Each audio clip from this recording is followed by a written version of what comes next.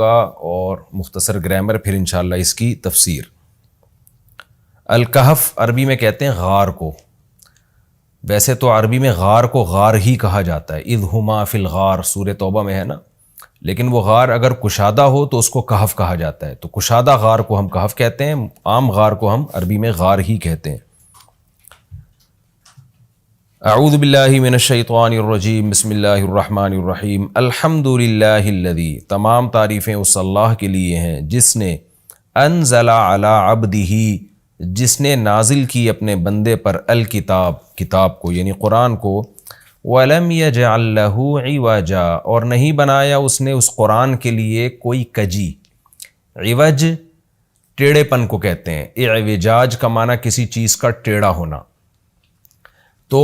کلام میں کجی کسے کہتے ہیں، کلام میں ٹیڑھا پن کسے کہتے ہیں، یعنی سیدھی بات نہ ہو۔ ہم کہتے ہیں نا کہ بھائی سیدھی بات کرو، تمہاری اپنی بات میں اتنا ٹکراؤ ہے، پتہ ہی نہیں چلتا کہ تم کیا کہنا چاہتے ہو، اور بات بھی واضح نہ ہو، تو ایسے کلام کو کہا جاتا ہے ٹیڑھا کلام، عوج والا کلام۔ تو قرآن کہہ رہا ہے کہ قرآن کے مضامین بالکل اسٹریٹ ہیں، سیدھے سیدھے ہیں، نیچر کو، فطرت کو اپیل کرتے ہیں، اور ٹکراؤ نہیں ہے آپس میں مضامین میں۔ تو یہ مطلب ہے عوج نہ ہونے کا۔ وَلَمْ يَجْعَلْ لَهُ عِوَجًا، اور اس میں کوئی کجی نہیں ہے۔ قیماً، سیدھا سیدھا کلام ہے۔ یہ اسی لم یجعل لہ عوجاً کو دوسرے لفظ کے ساتھ ایکسپلین کیا جا رہا ہے کہ جس میں کجی نہیں ہوتی تو ظاہر ہے وہ سیدھا کلام ہوتا ہے۔ قیماً،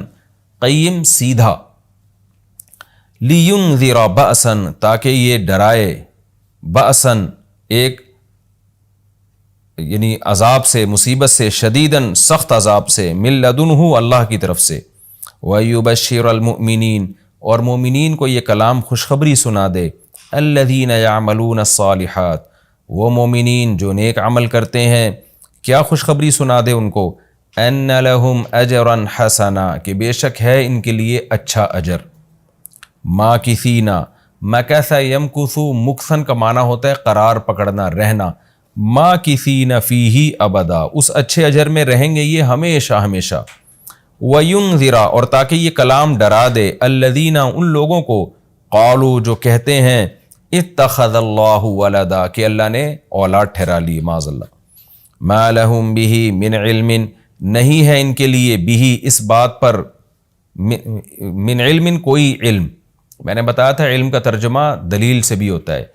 ان کے لیے اس بات پر یعنی اس دعوے پر کوئی دلیل نہیں ہے ان کے پاس، وَلَا لِآبَائِهِمْ، اور نہ ان کے باپ دادا کے پاس کوئی دلیل ہے۔ کبورت کلمتن، کبورا یہ ایک فعل تعجب ہے، بہت ہی یعنی تعجب کی بات ہے، یعنی بہت ہی بڑا کلمہ ہے، یعنی بہت ہی بری ہے یا بہت ہی بڑی ہے، ازروع کلمہ کے، یعنی ازروع بات کے، یہ بات بہت بڑی ہے، یعنی بری ہونے میں بہت بڑی ہے۔ یعنی جو انہوں نے کہا نا کہ اللہ تعالیٰ نے کسی کو اپنی اولاد ٹھہرا لی ہے، تو یہ بات بڑے ہونے کے لحاظ سے بہت ہی بری ہے، یہ ترجمہ ہوگا۔ کبورت کلیمتن، یہ بہت ہی برا ہے، بڑا ہے کلمے کے اعتبار سے۔ تخرج، وہ کلمہ جو نکلتا ہے، من افواہہم، ان کے منہ سے، فوہ کہتے ہیں منہ کو، فوہ، اور افواہ اس کی جمع آتی ہے، تو ان کے منہ سے جو نکلتا ہے، تو جو کلمہ نکلتا ہے، تو یہ بات بہت بڑی ہے اس کلمے کے اعتبار سے، یعنی یہ کلمہ بہت ہی برا کلمہ ہے جو ان کی زبانوں سے نکلتا ہے۔ ان یقولون الا کذبا، نہیں کہتے یہ لوگ مگر جھوٹ۔ فلعلک، فا کا مطلب تو، یا پھر لعلک، شاید آپ، باخع نفسک، بخع یبخع ہلاک کرنا، آپ ہلاک کر بیٹھیں گے اپنی جان کو، علی آثارہم، ان کے نشانات، ان کے پیچھے۔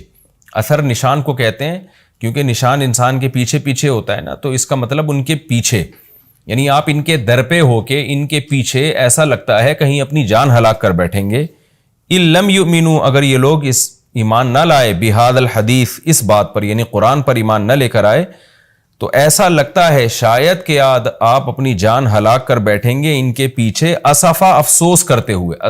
اسفا تأسف اردو میں بھی استعمال ہوتا ہے نا، بڑا تأسف ہوا، یعنی غم۔ تو آسان ترجمہ آیت کا کیا ہوگا؟ شاید کہ آپ ان کے پیچھے اپنی جان کو ہلاک کر بیٹھیں گے غم کی وجہ سے، اگر یہ اس بات پر ایمان نہ لے کر آئے، اس قرآن پر ایمان نہ لے کر آئے۔ انا جعلنا بے شک بنایا ہے ہم نے ما علی الارض اس چیز کو جو زمین پر ہے، کیا بنایا ہے ہم نے اس کو، زینت اللہ زمین کے لیے زینت، یعنی زمین سے مراد ہے زمین والوں کے لیے، زمین والوں کے لیے ہم نے جو کچھ زمین کے اوپر ہے وہ زینت بنایا ہے، لِنَبْلُوَهُمْ تاکہ ہم ان لوگوں کو آزمائیں، ایہم احسن عملا کہ ان میں کون ہے جو عمل کے لحاظ سے زیادہ اچھا ہے، وَإِنَّا لَجَاعِلُونَ اور بے شک بنانے والے ہیں ہم ما اس چیز کو علیہا جو زمین پر ہے، کیا بنانے والے ہیں، سعیدن میدان، جروزا چٹیل، سعید یصعد صعودن کا معنی اوپر چڑھنا، تو سعید زمین کے اوپر کے حصے کو کہتے ہیں کیونکہ وہ سب سے اوپر والی پرت ہے نا زمین کی، تو سب سے اوپر ہوتی ہے اس لیے اس کو سعید کہا جاتا ہے، تو مٹی کو بھی کہا جاتا ہے چونکہ زمین کے اوپر ہوتی ہے وہ، اور جروزا جرز کہتے ہیں کاٹنے کو، جرز عربی میں، جروز کٹی ہوئی، تو کٹی ہوئی زمین کا مطلب ہے جس کی فصل کٹی ہوئی ہو، تو فصل جب زمین کی کٹتی ہے تو چٹیل میدان بن جاتی ہے، تو یہاں مطلب یہ نہیں ہے کہ زمین کے اوپر جس کی فصل کاٹ دی گئی ہو ہم وہ والی زمین کے اوپر کو وہ بنانے والے، مطلب یہ ہے کہ چٹیل، یہ کنایہ ہے یعنی مجاز ہے کہ جب فصل کٹ جاتی ہے تو زمین چٹیل میدان بن جاتی ہے، تو اس کا ترجمہ کیا ہوگا، وَإِنَّا لَجَاعِلُونَ ہم بنانے والے ہیں ما علیہا ان تمام چیزوں کو جو زمین پر ہیں، کیا بنانے والے ہیں، سعیدن جروزا چٹیل میدان بنانے والے ہیں، سب ختم ہو جائے گا۔ ام حسبتا اے مخاطب یا اے محمد صلی اللہ علیہ وسلم کیا آپ سمجھتے ہیں کہ آپ گمان کرتے ہیں، ان اصحاب الکہفی کہ غار والے لوگ، والرقیم اور پہاڑ والے لوگ، رقیم رقمت الجبل، جبل کے کنارے کو کہتے ہیں، رقمت الجبل کا مطلب ہوتا ہے پہاڑ کا کنارہ، پہاڑ کے کنارے میں کوئی بھی جگہ ہو تو اس کو رقمت الجبل کہا جاتا ہے، اسی سے رقیم نکلا ہے، تو پہاڑ کے کنارے پر، یعنی رقیم کا مطلب کیا ہوگا، اصحاب الکہفی والرقیم، غار والے لوگ اور پہاڑ کے جانب والے لوگ، کیونکہ اصحاب کہف جو تھے وہ غار میں بھی تھے اور ظاہر ہے وہ غار پہاڑ کی جانب میں تھا، تو اس لیے ان کو اصحاب الکہف بھی کہا، اصحاب الرقیم بھی کہا، اور بعض حضرات نے کہا کہ یہ رقیم رقم سے نکلا ہے، رقم یرقوم کا معنی ہوتا ہے لکھنا، تو مرقوم ہے نا، مرقوم لکھی ہوئی چیز کو کہا جاتا ہے، تو اصحاب رقیم ان کو اس لیے کہا گیا ہے دو وجہ سے، بعض یعنی اگر ہم اس کو لکھی ہوئی تحریر سے مراد لیں تو دو وجہ سے ان کو رقیم کہا جا سکتا ہے، یا تو اس لیے کہ ان کا واقعہ تاریخی کتابوں میں تواتر سے چلا آ رہا تھا، یعنی مورخین اس واقعے کو لکھتے تھے، تو یہ لکھی ہوئی یعنی وہ لوگ بن گئے جن کو لکھا گیا ہے، اس لیے اللہ نے ان کو اصحاب الرقیم کہا، یعنی وہ لوگ جن کی ہسٹری کو لکھا گیا ہے، تو ظاہر عجیب لوگ تھے تبھی تو ان کی ہسٹری کو لکھا گیا، نارمل واقعات عام طور پہ نہیں لکھے جاتے، اور بعض نے کہا نہیں رقیم ان کو اس لیے کہا گیا کہ پہاڑ جس میں انہوں نے کئی سو سال گزارے، یعنی بہت عرصہ گزارا، تو اس پہاڑ میں ان کے نام پھر لوگوں نے نا لکھ کے لٹکا دیے تھے، تو اس لیے بھی ان کو رقیم کہا گیا ہے، رقیم والے یعنی وہ لوگ جن کے نام کی پرچی پہاڑ پہ لٹکا دی گئی تھی، تختی لٹکا دی گئی تھی، تو خیر دو مفہوم ہو سکتے ہیں، زیادہ ترجیح اس کو دی گئی ہے کہ اس سے پہاڑ مراد لیا جائے، تو آسان ترجمہ بھی یہی بنے گا، ان ام حسبت ان اصحاب الکہف والرقیم، اے نبی کیا آپ سمجھتے ہیں کہ غار والے اور پہاڑ والے لوگ کانوا من آیاتنا عجبا، وہ تھے ہماری نشانیوں میں سے بڑی عجیب نشانی، یعنی کیا آپ یہ سمجھتے ہیں، اگر یہ سمجھتے ہیں تو واقعی ایسا ہی ہے، وہ بڑی عجیب نشانی تھے، ایک مطلب تو یہ ہو سکتا ہے، اور ایک مطلب اس آیت کا یہ ہو سکتا ہے کہ آپ سمجھتے ہیں کہ یہ بڑی نشانی تھے، حالانکہ یہ اتنی بڑی نہیں تھے، یہ کائنات جو ہے یہ اس سے بھی بڑی نشانی ہے، یعنی لوگ تو اس کو بڑی نشانیوں میں سے ایک سمجھ رہے ہیں، حقیقت میں یہ کائنات اس سے بڑی نشانیاں ہیں، یہ ہوتا ہے نا جب ہم کسی کو کہتے ہیں یار تم اس واقعے کو کوئی عجیب سمجھ رہے ہو، تو اس میں ہمارا مقصد انکار کرنا ہوتا ہے کہ یہ کوئی اتنا بڑا عجیب واقعہ نہیں ہے، تو اللہ بھی بتا رہے ہیں کہ اے نبی یہ جو لوگ آپ سے آ کے سوال پوچھ رہے ہیں کہ اصحاب کہف کا بڑا عجیب واقعہ تھا وہ کیا ہے، تو اللہ کہتے ہیں کہ آپ اس کو عجیب سمجھتے ہیں، یہ تو ہماری قدرت کا ایک ادنا سا اظہار ہے، ہم نے تو اس سے بڑے عجیب عجیب کام کیے، تفسیر میں اس کی ڈیٹیل آئے گی انشاءاللہ۔ اذ اول فتیتو، اس وقت کو یاد کرو جب، فتیہ فتح کی جمع ہے، فتح عربی میں نوجوان کو کہتے ہیں، فتیہ اس کی جمع آتی ہے، اوا یا اوی کا معنی ٹھکانہ پکڑنا، جب ٹھکانہ پکڑا چند نوجوانوں نے، فتیہ عربی میں فعلتن کا جو وزن ہے وہ جمع قلت کے لیے آتا ہے، قلت کا مطلب تھوڑے سے لوگ، فعلۃ افعال افعل افعل افعال فعلۃ افعلۃ، یہ 4 اوزان عربی میں آتے ہیں جمع قلت کے لیے، یعنی 9 سے کم پہ دلالت کرنے کے لیے۔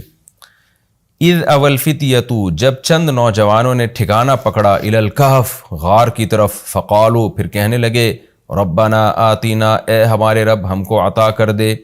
من لدنکا، اپنی طرف سے، رحمتاً، رحمت بھی، وہیئ لنا، اور تیار کر دے ہمارے لیے، انتظام کر دے ہمارے لیے، ہیئ یہیئ، سبح یسبح کی طرح، تیار کرنا، انتظام کرنا، کھانا پکانے کو بھی کے لیے بھی یہ لفظ استعمال ہوتا ہے کیونکہ وہ تیار کیا جاتا ہے نا۔ تو ہیئ لنا، اور انتظام کر دے ہمارے لیے، من امرنا، ہمارے کام میں، یعنی جس کام کے لیے ہم نکلے ہوئے ہیں اس میں ہمارے لیے مہیا کر دے، یہ لفظ اردو میں بھی استعمال ہوتا ہے نا، میں نے اس کے لیے یہ چیز مہیا کر دی، یعنی ارینج کر کے دے دی اس کو میں نے۔ تو ارینج کرنا بھی اردو میں آج کل یہ انگلش کا یہ ورڈ بھی بہت کثرت سے استعمال ہوتا ہے، ارینج کرنا، یہ بہت اچھا ترجمہ ہوگا اس کا۔ وَهَيِّئْ لَنَا مِنْ أَمْرِنَا، اور انتظام کر دیجئے ہمارے لیے ہمارے اس معاملے میں سے، رشدا، درست رہنمائی کا، یعنی ہمیں اس میں صحیح رہنمائی کر دیجئے، رشد کا انتظام کر دیے ہمارے لیے کہ ہم غلط سمت میں نہ چل پڑیں۔ فَضَرَبْنَا عَلَىٰ آذَانِهِمْ، ہم نے ڈال دیے ان کے کانوں پر، کیا ڈال دیے؟ پردے۔ یہ کنایہ ہے سونے سے، جب آپ بہت گہری نیند سوتے ہیں نا تو کان سننے کی صلاحیت سے محروم ہو جاتے ہیں۔ اللہ میاں یہ بھی کہہ سکتے تھے ہم نے آنکھوں پہ پردے ڈال دیے، لیکن بعض دفعہ یہ ہوتا ہے کہ آپ کی آنکھ سو جاتی ہے لیکن ذرا سی آواز سے آپ اڑ جاتے ہیں، تو جب ہم سوتے ہیں نا تو آنکھوں کا کنیکشن پہلے ختم ہوتا ہے، پھر جب مزید گہری نیند میں جاتے ہیں تو کانوں کا کنیکشن ختم ہو جاتا ہے۔ یہی وجہ ہے کہ ہلکی نیند جب ہو آنکھ سے نظر آنا تو بند ہو جاتا ہے، لیکن ذرا سا کوئی پکارے گا آپ کی آنکھ کھل جائے گی، کیونکہ کانوں کی جو سماعت ہے وہ بحال ہوتی ہے۔ تو اس لیے اللہ میاں نے گہری نیند سے تعبیر کرنے کے لیے فرمایا فَضَرَبْنَا عَلَىٰ آذَانِهِمْ، اذن کان کو کہتے ہیں، آذان اس کی جمع، ہم نے ان کے کانوں پہ پردے ڈال دیے۔ کیا مطلب؟ اتنی گہری نیند سو گئے کہ اب جتنا بھی شور شرابہ ہو ان کی آنکھ نہیں کھلنے والی تھی۔ فَضَرَبْنَا عَلَىٰ آذَانِهِمْ فِي الْكَهْفِ، غار کے اندر ہم نے ان کے کانوں پہ پردے ڈال دیے، سنینا،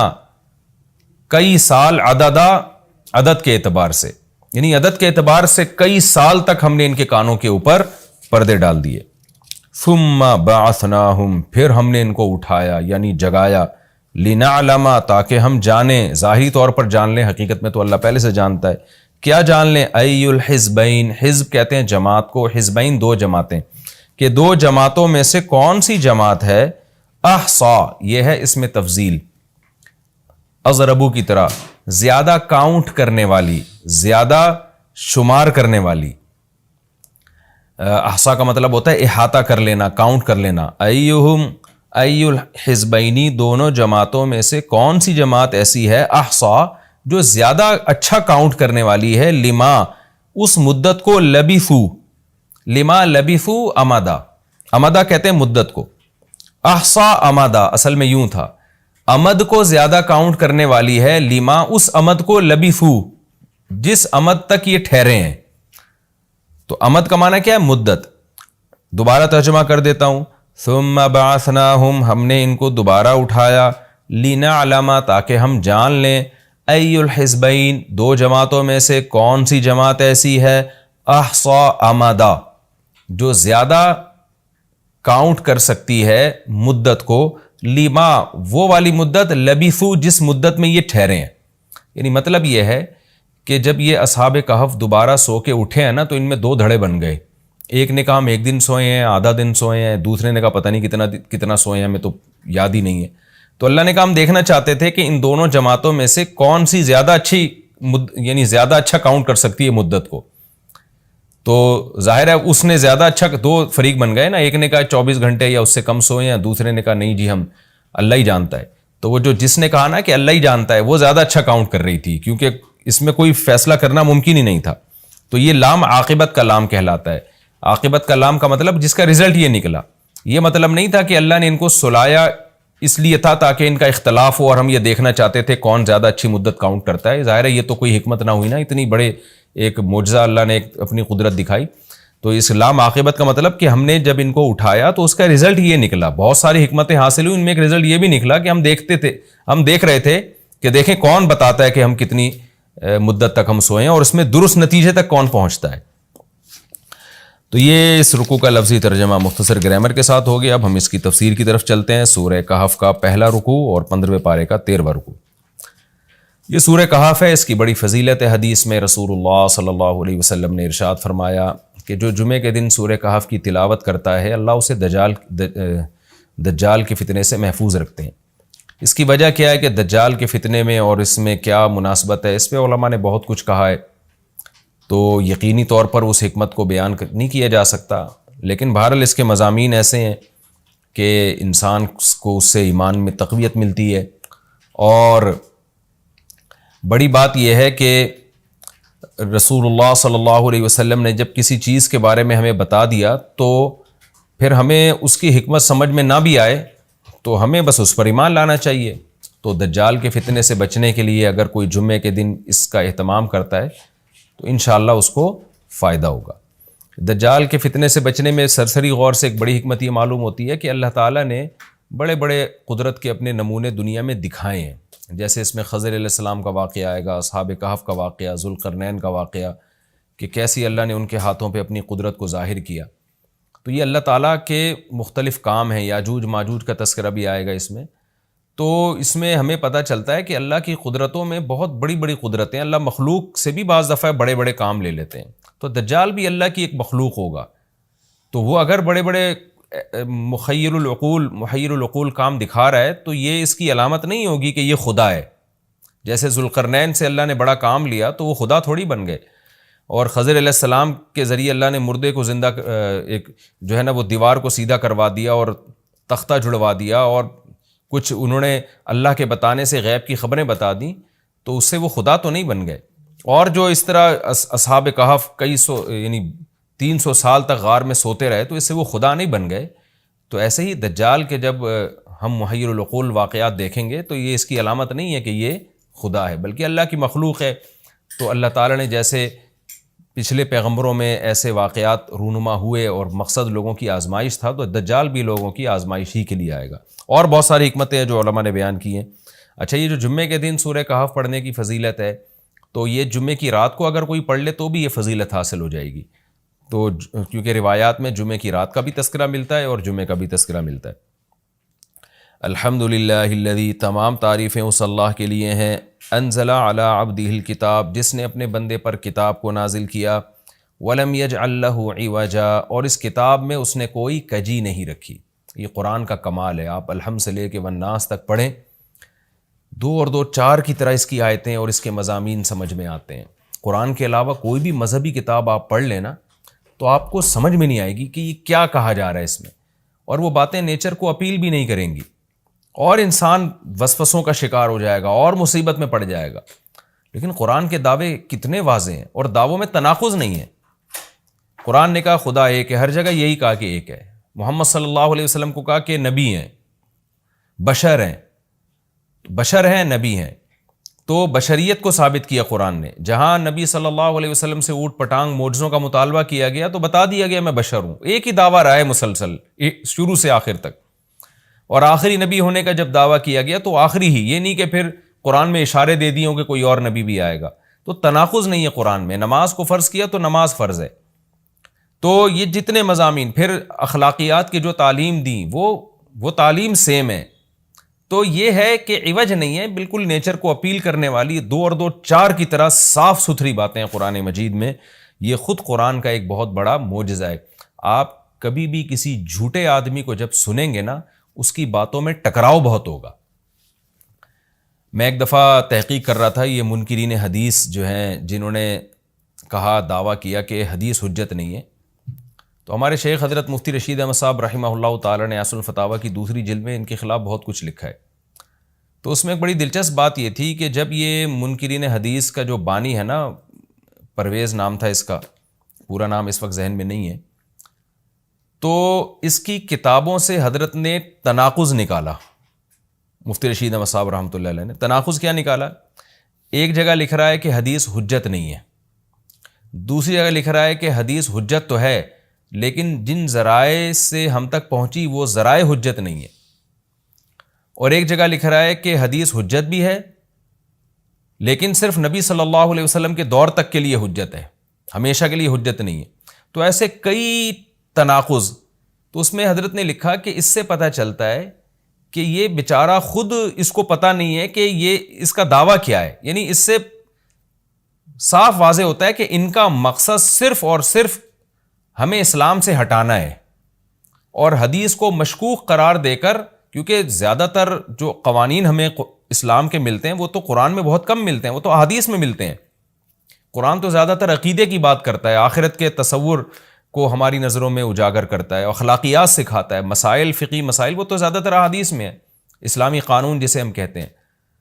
تو مقصد اس کا یہ ہے کہ اسلامی قانون سے کسی طرح لوگوں کو ہٹایا جائے۔ تو جیسے جس وقت بن پڑی وہ دعویٰ اس نے کر دیا۔ کبھی مجلس دیکھی کہ یار اس وقت یہ دعویٰ کرنا زیادہ مناسب ہے کہ حدیث حجت تو ہے، لیکن جن ذرائع سے پہنچی وہ ذرائع قابل اعتماد نہیں ہے، تو وہاں اس نے یہ دعویٰ کر دیا۔ تو جھوٹا آدمی کسی ایک بات پہ ٹکتا نہیں ہے۔ آپ مرزا غلام احمد قادیانی کے دعووں کو دیکھ لیں، اس کی کتابوں میں کہیں وہ لکھتا ہے کہ میں نبی نہیں ہوں، میں تو امام ہوں، اور کہیں لکھتا ہے کہ میں، شروع میں اس نے یہ دعویٰ کیا تھا کہ میں نبی نہیں ہوں، میں امام مہدی ہوں، پھر اس نے دعویٰ کیا میں حضرت وہی عیسیٰ علیہ الصلوۃ والسلام جو مسیح موعود وہ ہوں۔ اس کی کتابوں میں اتنا ٹکراؤ ہے، وجہ اس کی ہے کہ باطل کا ایک ہدف ہوتا ہے، تو وہ دیکھتا ہے کہ جیسا دیس ویسا بھیس، جیسے اس کا ہدف ہوتا ہے شہرت، دولت، اور یا لوگوں میں پھوٹ ڈالنا، یا کوئی منصب حاصل کرنا کسی سے، تو وہ پھر دیکھتا ہے کہ جس وقت جو طریقہ اس کو سوٹیبل لگتا ہے نا، وہ وہی طریقہ اختیار کر لیتا ہے۔ تو ہر باطل میں یہ ہوتا ہے، آج بھی ہم دیکھتے ہیں جو اہل باطل ہوتے ہیں وہ کسی ایک بات پہ ٹکتے نہیں ہیں۔ ایک تو ہوتا ہے نا انسان سے غلطی سے ایک دعویٰ ہو گیا اس سے رجوع کر لے، وہ ایک الگ چیز ہے، وہ تو ہر انسان سے خطا ہو سکتی ہے، لیکن اہل باطل کے دعووں میں بہت ٹکراؤ ہوتا ہے، وہ کسی ایک بات پہ ٹکتے نہیں ہیں۔ آج بہت سارے اسکالرز ایسے ہیں کہ آپ جب ان کی تقریریں سنیں گے یا ان کی کتابیں پڑھیں گے تو انہیں بہت ٹکراؤ نظر آئے گا، اسی سے صاف پتہ چل جاتا ہے کہ یہ لوگ اپنے دعوے میں مخلص نہیں ہیں، ان کا مقصد پھوٹ ڈالنا ہے۔ تو جتنی جو تحریف شدہ آسمانی کتابیں ہیں، یہ جتنے باطل مذاہب ہیں، ان میں بھی آپ کو یہ ٹکراؤ نظر آئے گا۔ تو قرآن یہ دعویٰ بار بار کرتا ہے کہ اللہ تعالیٰ نے جو کلام اپنے حبیب صلی اللہ علیہ وسلم پہ نازل کیا، اس میں آپ کو عوج نظر نہیں آئے گا، کوئی کجی نظر نہیں آئے گی، بہت واضح 2 اور 2 4 کی طرح وہ اپنے دعووں کو دعوے کرتا ہے قرآن مجید، اور اس پر دلائل قائم کرتا ہے۔ قیماً، اللہ فرماتے ہیں سیدھا سیدھا کلام ہے، لینذر بأسا، تاکہ یہ ڈرا دے کہ اللہ تو نے اتنا صاف ستھرا کلام نازل کیوں کیا؟ اللہ کہتے ہیں 2 وجہ سے، برے لوگوں کو ڈرانے کے لیے، اچھے لوگوں کو امیدیں دلانے کے لیے، تاکہ برے لوگ برائی سے بچیں اور اچھے لوگوں کو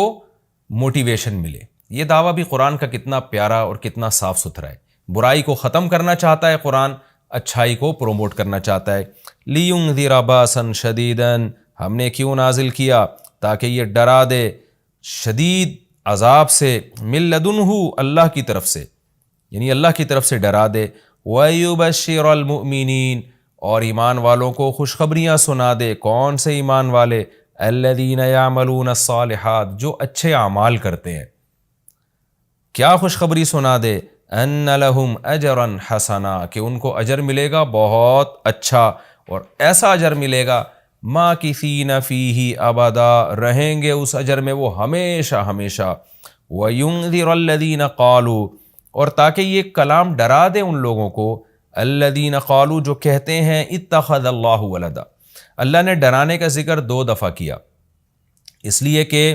ایک تو عام لوگ جو برے ہوتے ہیں ان کو ڈرا دے، اور مشرکین میں خاص طور پر یہ برائی تھی کہ یہود و نصارہ کی باتوں میں آ کے اللہ کے لیے اولاد ٹھہرا لیا کرتے تھے، وہ فرشتوں کو بیٹیاں کہہ دیا،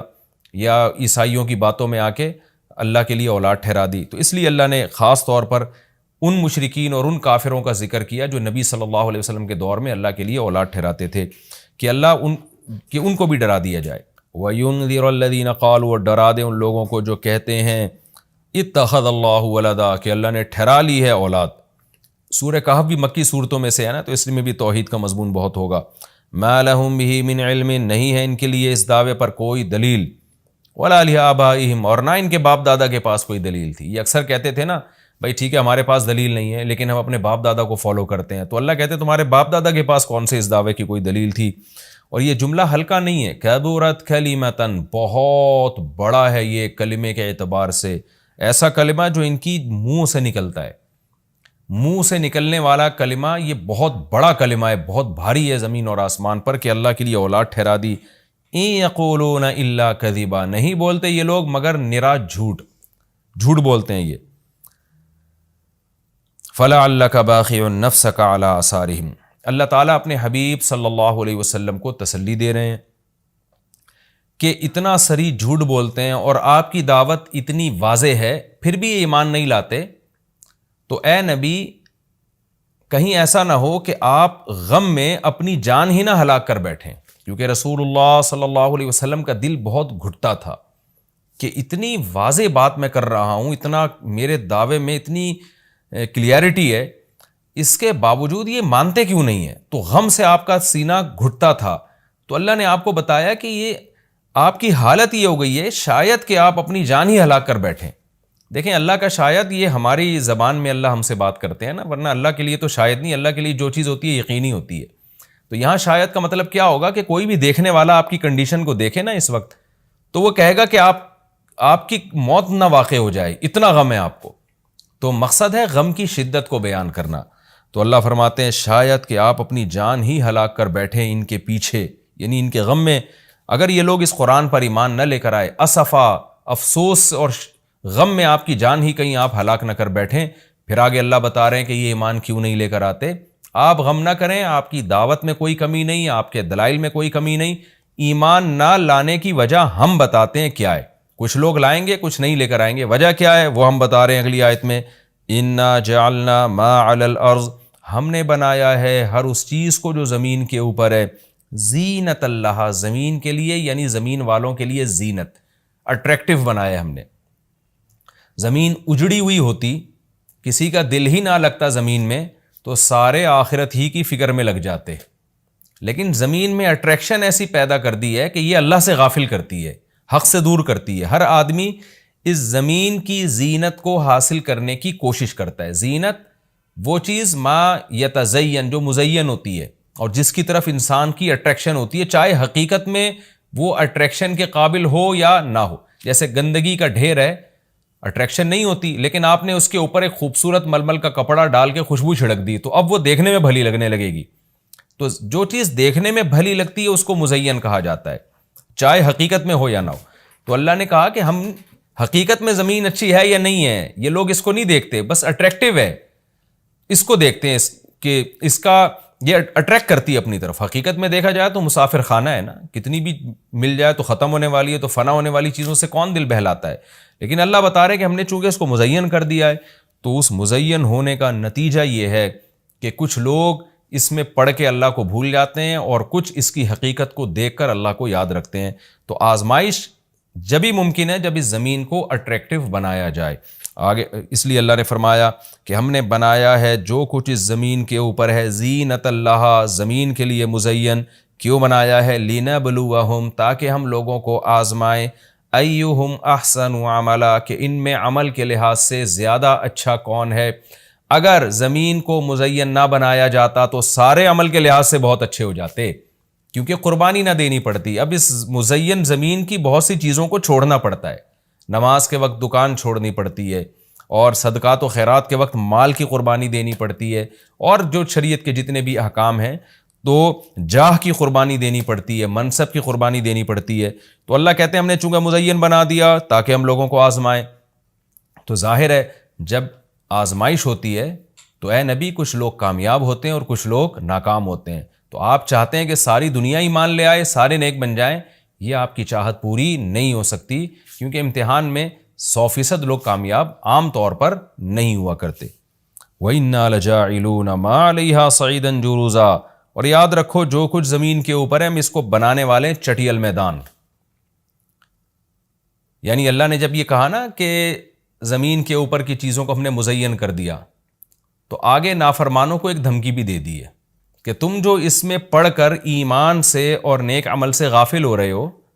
کہ بھئی اتنی اٹریکشن ہے، تو اس کا ایک دوسرا پہلو بھی ہے۔ وہ پہلو کیا ہے؟ چٹیل میدان بن جائے گی، سب تباہ و برباد ہو جائے گا۔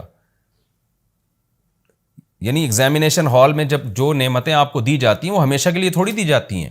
وہ تو اس وقت تک کے لیے دی جاتی ہیں جب تک امتحان چل رہا ہے، اس کے بعد وہ لے لی جاتی ہیں واپس۔ تو اسی طرح اللہ اس زمین کو ختم کر دیں گے، اور تب پوری ترقی جو انسان کی جتنی بھی ترقی ہے زمین میں اور کائنات میں، ساری زمین بوس ہو کے ختم ہو جائے گی، اور اللہ تعالیٰ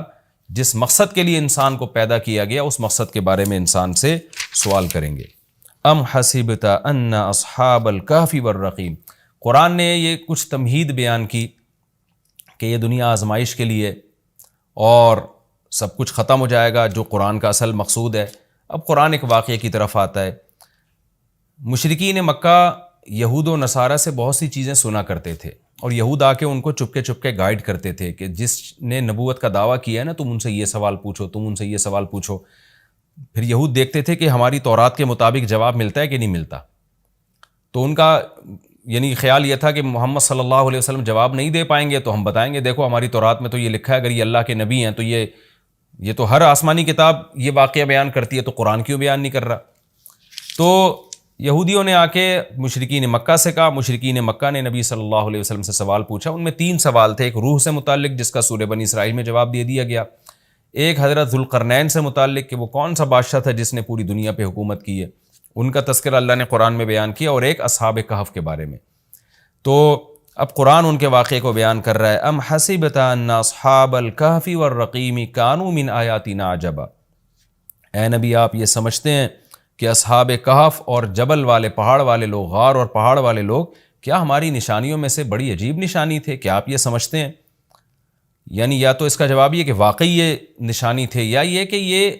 اتنی بڑی نشانی نہیں تھے جتنی بڑی اس کائنات کو بنا دینا بڑی نشانی ہے۔ اذ اول فتیتو، اللہ نے اس واقعے کو بیان کیا، اس وقت کو یاد کرو جب چند نوجوانوں نے ٹھکانہ پکڑا الی الکہف، ایک بڑے غار کی طرف، فقالو، پھر کہنے لگے۔ اب دیکھیں قرآن جب واقعہ بیان کرتا ہے نا، تو سوال تو مشرکین نے اصحاب کہف کا پوچھا تھا، بتا دیا جاتا بھئی ایک زمانے میں اصحاب کہف تھے، جو مشرک بادشاہ تھا جس کے ظلم سے تنگ آ کے وہ علاقہ چھوڑ کے چلے گئے، اور 300 سال غار میں رہے، اور پھر 300 سال کے بعد واپس آئے، اور لوگوں نے پھر بڑی عقیدت کی، محبت کی، بس اتنا کافی تھا۔ لیکن قرآن واقعہ اس انداز سے بیان کرتا ہے کہ اس میں اسباق ملنا شروع ہو جائیں، ہمیں اس میں اسباق ملنا شروع ہو جائیں۔ اب دیکھیں شروع کیسے کیا جا رہا ہے۔ کیا تم یہ سمجھتے ہو کہ اصحاب کہف کا واقعہ کوئی عجیب واقعہ ہے؟ یعنی اللہ کے لیے تو کوئی عجیب نہیں ہے، یعنی انسانوں پر گویا اللہ تعجب کر رہے ہیں کہ اس واقعے کو تم عجیب سمجھ رہے ہو، اور اس سے بڑے عجیب عجیب کام جو ہم نے کر دیے، پانی کے قطرے سے انسان کو بنا دیا، اور اتنا بڑا نظام بنا دیا ہم نے کائنات کا، اس کو عجیب نہیں سمجھ رہے۔ تو یہ انسان کی بھی عقل ہے نا کہ ایک واقعہ عجیب و غریب ہو جائے تو اس پہ حیران ہو رہا ہوتا ہے، اور وہ پوری کائنات بن گئی اور انسان کا پانی سے وجود میں آ جانا، چونکہ یہ ہم اس کے عادی ہو چکے ہیں یہ منظر دیکھنے کے، تو یہ ہمارے نظر میں عجیب نہیں رہا، ورنہ حقیقت میں تو اس سے زیادہ عجیب کام اللہ کر چکا ہے۔ تو ایک تو سبق اللہ نے ہمیں یہ بتایا اس واقعے میں کہ یہ واقعہ اتنا عجیب نہیں جتنا اللہ کے دوسرے کام زیادہ عجیب ہیں۔ تو قرآن واقعہ بیان کرتا ہے اس انداز سے تاکہ ہمیں اس سے اسباق ملیں۔ اذ اول الفتیۃ الی الکہف، نوجوانوں نے غار میں پناہ لی، فقالوا ربنا، اور کیا کہنے لگے، اے ہمارے رب، آتنا من لدنک رحمہ، تو دے ہمیں اپنی طرف سے رحمت، اور ہیئ لنا من امرنا رشدا، ہمارے معاملے میں کوئی رشد کا انتظام کر دے، یعنی درستگی کا انتظام کر دے۔ اس میں کیا سبق ملتا ہے کہ جو مشرک بادشاہ تھا، کافر بادشاہ تھا، چند نوجوان اسلام لے کر آئے، اللہ کے برحق دین کو قبول کیا، ان کو یہ یقین تھا کہ ہم اس علاقے میں رہ کر اپنے دین اور مذہب پہ قائم نہیں رہ سکتے، لہذا انہوں نے ارادہ کیا ہم ہجرت کرتے ہیں۔ تو اب ہجرت کر کے جائیں کہاں؟ تو اللہ سے دعائیں مانگ رہے ہیں۔ اس سے کیا پتہ چلتا ہے کہ جب آپ کے لیے کسی علاقے میں رہ کر دین پر چلنا ناممکن ہو تو آپ پر لازم ہے کہ آپ اس علاقے کو چھوڑیں، ایک بات۔ نمبر 2،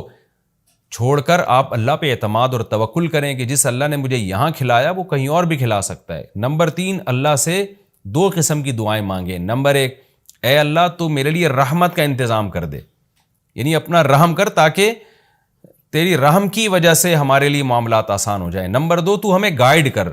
ہیئ لنا من امرنا رشدا کا مطلب سیدھا راہ دکھا، ہمیں بتا کہ ہم نے جانا کہاں ہے، کس ملک میں اسٹے کرنا ہے، سفر کیسے کرنا ہے۔ یہ بالکل ایسے ہی ہے جیسے موسیٰ علیہ الصلاۃ والسلام سے غلطی سے قتل ہو گیا، تو اب مدین سے جب نکلنا تھا، مصر سے جب نکلنا تھا تو راستہ معلوم نہیں تھا، تو وہاں بھی اللہ تعالیٰ سے موسیٰ علیہ السلام نے دعا مانگی کہ ولما توجہ تلقاء مدین قال عسى ربی ان یہدینی سواء السبیل، مجھے امید ہے میرا رب مجھے سیدھا راستہ دکھائے گا۔ تو جب انسان کو راستے معلوم نہ ہو، گائیڈنس نہ مل رہی ہو کہ جانا کہاں ہے، کہاں اسٹے کرنا ہے، تو ایسے موقع پہ اللہ سے سیدھے راستے کی دعا مانگنی چاہیے۔ تو یہاں بھی انہوں نے دعا مانگی کہ اللہ تو ہمارے لیے رحمت کا انتظام کر دے اور ہمارے لیے ہمیں گائیڈ کر دے کہ ہم نے جانا کہاں ہے، کہاں اسٹے کرنا ہے۔ تو قرآن کہتا ہے ہم نے ان کی دعا کو قبول کی، فَضَرَبْنَا عَلَىٰ آذَانِهِمْ، رحمت کا انتظام کیسے ہوا کہ ہم نے غار کے اندر، کیونکہ گئے ان کے کتے کو ساتھ لے کر غار کے اندر گئے ہیں، اور وہاں انہوں نے کہا کہ فی الحال ہم یہاں لوگوں سے چھپ جائیں، کسی طریقے سے پناہ میں آ جائیں، پھر دیکھیں گے جی اٹھ کے ہم نے جانا کہاں ہے۔ تو قتل کے خوف سے نکلیں اور غار میں جا کے آرام کیا، تو اللہ کہتے ہیں ہم نے ان کے کانوں پہ پردہ ڈال دیا، سلا دیا گہری نیند، سنین عددا، کئی سال تک، ثم بعثناہم، پھر ہم نے ان کو جگایا، لنعلم ای الحزبین، تاکہ ہم دیکھیں، جس کا نتیجہ یہ نکلا کہ ہم یہ دیکھنا چاہتے تھے ان دونوں میں سے کون سا فریق ایسا ہے احصیٰ لما لبثوا امدا، جو مدت کے اعتبار سے زیادہ کاؤنٹ کرنے والا ہے اس مدت کو، لما لبثوا، جس مدت تک یہ لوگ ٹھہرے۔ یعنی اللہ تعالیٰ بھی گویا ان کو دیکھ کے خوش ہو رہے ہیں کہ دیکھیں ان کے آپس میں تبصرے کیا ہوتے ہیں، کیونکہ کسی کے ساتھ ایسا کبھی نہیں ہوا۔ تو اب جب یہ اٹھیں گے تو اللہ کی گویا کہ اللہ تعالیٰ بھی ان کی بات کو دیکھ کرنا ایک خوش ہو رہے ہیں ان کو دیکھ کے کہ دیکھو میں یہ باتیں آپس میں کیا کرتے ہیں۔ تو کسی نے کیا کہا، کسی نے کیا کہا، یہ سارا تذکرہ آگے آئے گا۔ یہ واقعہ آگے بھی چلے گا اور انشاءاللہ اس کی تفصیل اگلے رکوع میں زیادہ آئے گی۔ ہمارا یہ رکوع الحمدللہ کمپلیٹ ہو گیا اور وقت بھی تقریباً کمپلیٹ ہی ہونے والا ہے ہمارا، تو انشاءاللہ اگلے ایپیسوڈ میں اس واقعے کو ہم مکمل کریں گے۔ تفسیر اس کی بہت آسان ہے، زیادہ ڈیٹیل میں جانے کی ضرورت نہیں ہے، اور میں بار بار بتاتا ہوں کہ یہ جو میں تفسیر کے لیکچر ریکارڈ کروا رہا ہوں، اس کا بنیادی مقصد صرف اور صرف یہ ہے کہ جب آپ قرآن مجید کی تلاوت کریں تو آپ کو سمجھ میں آئے کہ آپ کیا پڑھ رہے ہیں، کیا سن رہے ہیں۔ تلاوت سنیں تو سمجھ میں آئے کہ کیا سن رہے ہیں آپ، تراویح میں یا ویسے نارملی جب آپ تلاوت کرتے ہیں۔ اس تفسیر کے لیکچر کا مقصد لمبی چوڑی تفسیریں نہیں ہیں، کیونکہ میں اگر چاہوں تو ایک رکوع میں 6 مہینے لگا دوں اس کی ڈیٹیل بیان کرنے میں، اور چاہوں تو میں مختصر رکھوں اس کو۔ تو میں نے مختصر اس لیے رکھا ہے کہ آپ کو قرآن سمجھ میں آئے، لہذا قرآن سامنے رکھ کر آپ بیٹھا کریں اور ایک ہی لائنوں والا قرآن ہمیشہ رکھیں۔ 15 لائنوں والا ہے تو پوری زندگی پھر 15 لائنوں والوں سے تلاوت کریں، 16 لائنوں والا ہے تو 16 لائنوں والے سے آپ تلاوت کریں، تاکہ آپ کو جب وہ صفحہ سامنے ہوگا نا تو آپ جب بھی تلاوت کریں گے تو آپ کو اس کا مفہوم انشاءاللہ ذہن میں آئے گا، تو قرآن کی بیس آپ کی مضبوط ہو جائے۔ باقی تفسیریں تو پھر اتنی لمبی تفسیریں ہیں، وہ پڑھتے چلے جائیں، اس میں علمی نکات بہت ہیں، تو میں چاہتا ہوں آپ کی بیس مضبوط ہو جائے۔ جب قرآن پڑھیں آپ تو عربی میں ہی سمجھ میں آئے آپ کو، قرآن سنیں تو عربی میں ہی سمجھ میں آئے آپ کو، تو یہ بنیادی مقصد ہے۔ انشاءاللہ اگلے ایپیسوڈ میں سورہ کہف کا دوسرا رکوع اور 15ویں پارے کا انشاءاللہ میں 14واں رکوع شروع کروں گا۔ اللہ تعالی ہمیں سمجھنے کی، عمل کی توفیق عطا فرمائے۔ وما علینا الا البلاغ۔